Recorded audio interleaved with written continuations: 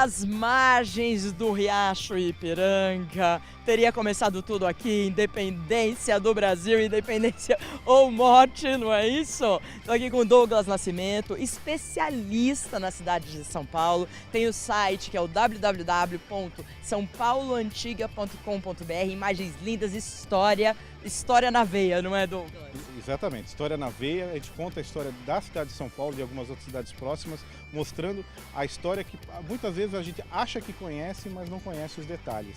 Então, o detalhe é, aqui a gente fala que Dom Pedro proclamou, mas não foi exatamente aqui ao lado do riacho. Sim, na verdade não se tem a localização exata, sabe-se que foi por aqui, mas onde foi a gente não sabe. Por quê? Porque não haviam os registros históricos tão apurados naquela celular. época. Não tinha celular, não dava para marcar o check-in, o poder. Bem Deu sim. na cabeça dele de repente, neste momento aqui, supostamente nesse lugar, ter falado independência ou morte. Era uma coisa que já estava sendo, as ideias já existiam, né? Sim, as ideias, a proclamação já era algo que estava na cabeça de Dom Pedro e também de seus principais assessores, como o próprio Andrada, né? José Bonifácio. Que é o grande mentor, que né? É o grande mentor, né? Ele é considerado até um mentor de Brasília, né? Que é uma coisa que pouca gente parou para pensar, mas a primeira pessoa que mencionou uma capital no Centro-Oeste foi ele, né? E aí, com essas ideias todas, né? Chegou a hora, ele já estava saturado, tinha uma ordem para ele regressar, ele não queria acatar. Vamos dizer assim, foi o dia do basta, né? E o basta acabou virando a independência ou morte. Uma pira, é isso? É a chama eterna, que representa a chama da pátria, né? Ela nunca apaga, né? Ela é mantida com gás natural, né? E ela fica acesa o tempo todo, o ano todo, nunca se apaga. Só teve uma ocasião em que ela se apagou, foi para uma manutenção na tubulação de gás. E você, além de observar a pira e ver que é uma belíssima pira representando a nossa chama da nossa pátria, né? Há uma identificação muito grande com o Brasil na base da pira, né? É interessante que quando fizeram a pira, procuraram, ao invés de usar os louros, como costumam usar em coisas romanas, gregas, procuraram, isso é uma praxe em São Paulo, em vários monumentos, dar uma característica realmente nacional. Nós sabemos que o café não nasceu no Brasil, ele veio para cá de contrabando, mas é o grande símbolo da riqueza paulista e também, até mais ou menos no final do século XIX, primeiros anos do século XX, a grande riqueza brasileira, né? Então, nada mais justo... Primeiro foi a cana, Primeiro né? foi a cana-de-açúcar e depois o café por muito mais tempo. O café ainda é uma importante commodity, né? Hoje a soja está muito mais à frente, mas a grande riqueza hoje é essa, e ela é representada com muito orgulho em vários pontos do monumento todo.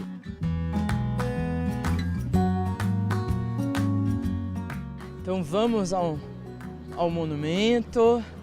Dom Pedro está lá. Sim, bem no meio, lá com os seus principais assessores da época, né? Alguns deles, inclusive, não estavam no dia aqui, mas isso Tudo bem, né? Tudo bem, a gente releva. Agora tem gente de cartola lá, uns soldados cheios de coisas. Imagina subir a serra com o elmo dos dragões da independência que vocês estão vendo ali. Isso é um peso, um calor, isso é impensável na época. Era mais provável que eles estivessem com roupas parecidas com o boiadeiro que está lá no canto. E esse aqui? Esse é o padre Diogo Antônio Feijó, que é considerado, né, o prócer, um dos grandes líderes da independência do Brasil. Então, como ele foi uma das figuras mais importantes naquela ocasião, junto com o próprio Dom Pedro, com José Bonifácio, ele também é uma das estátuas que estão compostas ao redor ali, tá? Do outro lado tem uma outra personalidade. É o Bonifácio, é. Patriarca da independência do Brasil, né?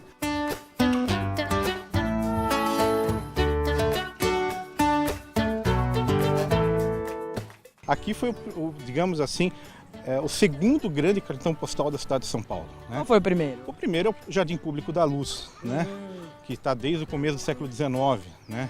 E aqui é o segundo, porque imagina, vamos voltar para 1922. O que você lembra de atração? Não tinha o edifício Altina Arantes, que é o prédio do finado Banespa, não tinha grandes edifícios, grandes monumentos. O grande lugar para a gente passear era aqui. Ou você ia num cenário bucólico, que era o Jardim da Luz, ou você enfrentava bonde ou muita caminhada e vinha até aqui, nesse lugar que era tão belo quanto é hoje.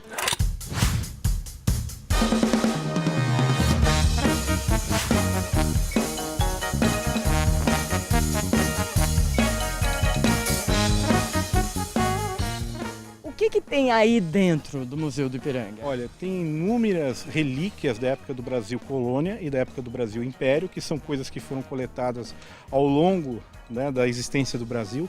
Temos carruagens da época do Império, temos liteiras, que é uma outra espécie de carruagem, inúmeras esculturas, muitas pinturas, a mais importante delas a do Pedro Américo, que é gigantesca aí dentro, né? Louça, tapeçaria, tudo que possa identificar a história do Brasil e relacionado à independência. É um museu, digamos assim, um dos mais importantes do Brasil. E temos que falar, você telespectador vai estar se perguntando e perguntando pra gente, mas por que esse museu tão lindo? Vocês não vão entrar e vão mostrar o que tem aí dentro, e principalmente no dia da independência, um fato tão histórico, um lugar tão histórico. Aqui a gente vê essa divisão em azul, que mostra que o museu está fechado até... Olha, até sabe-se lá quando, né? Porque nós vamos fazer 200 anos da independência, né? Agora em 2022. Eu espero que até lá ele esteja aberto. Mas até agora não há indícios disso, não.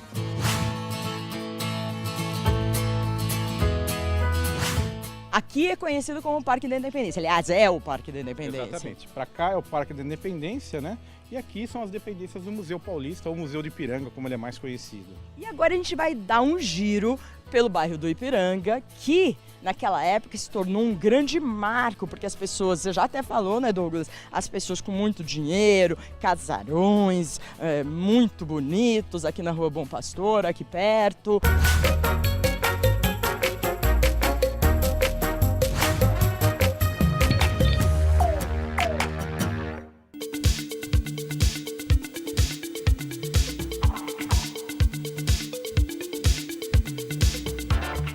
Então, Douglas, aqui na Rua Bom Pastor, a gente tem ainda poucos, mas bons casarões, né? Exatamente. Nós temos alguns dos mais importantes palacetes paulistanos aqui, que foram construídos a grande parte entre as 3 primeiras décadas do século XX, né?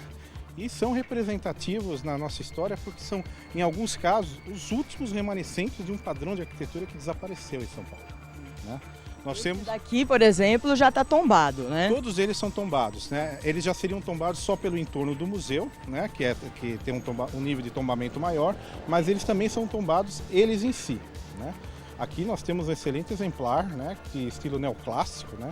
Ali nós temos um exemplar de estilo árabe, né? Ah, aquele lá na esquina, que lindo, meio rosa, é isso? Nossa, aquele ali, muito bonito. aquele é um estilo mourisco, né? Se você olhar, você vai lembrar de a capital do Marrocos, você vai lembrar dos filmes noir dos anos... Hoje se perdeu esse hábito de viver em casarão pelo custo que é viver num casarão, né? Você tem que ter... Por causa da segurança também. Segurança também, mas você também tem que ter governante, você tem que ter um monte de empregado, jardineiro, você tem que ter motorista, um monte de coisa. A estrutura é muito cara, né? Então hoje esses casarões acabam sendo destinados para ou função cultural, como um museu, um instituto, uma escola. Ainda bem, né? Ou para ser um lugar de eventos, casamentos.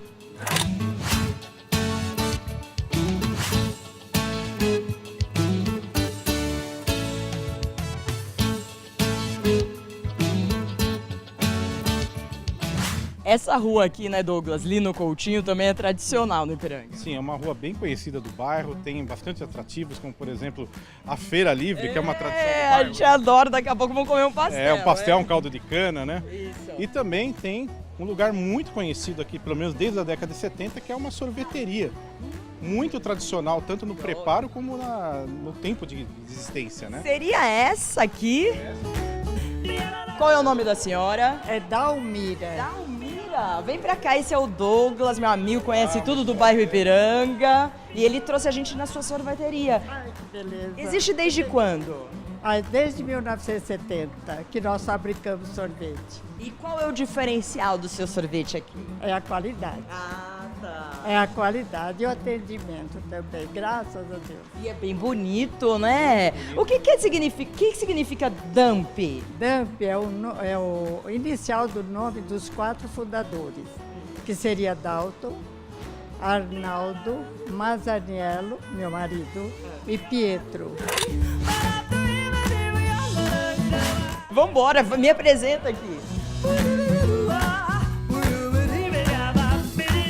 E esse gorgonzola com nozes? exótico, né? Exótico, é uma ótima palavra. Eu quero gorgonzola, você quer qual? Olha, deixa eu ver.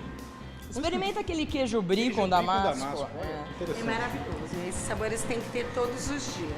Gente, mas eu queria todo dia vir aqui pra tomar um sorvete. Zabaione, que é tradicional italiano. É. Olha, ela já pôs um super aqui. Olha o quanto que ela colocou pra mim.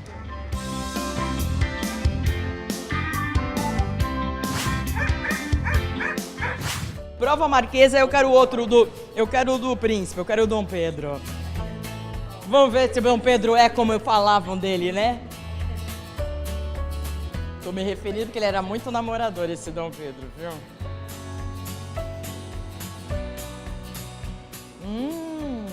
E aí tem creme real, que é fantástico, foi feito em homenagem ao Ipiranga mesmo. Ah, então eu vou ter que provar o creme. Delícia, o Dom Pedro. Ele é leite, ovos, canela e raspinhas de A senhora toma muito sorvete aqui? Tomo, nossa, como eu tomo sorvete. Adoro sorvete. E não engorda, né? Brincadeira, tem gente que tem sorte na vida, né, Douglas?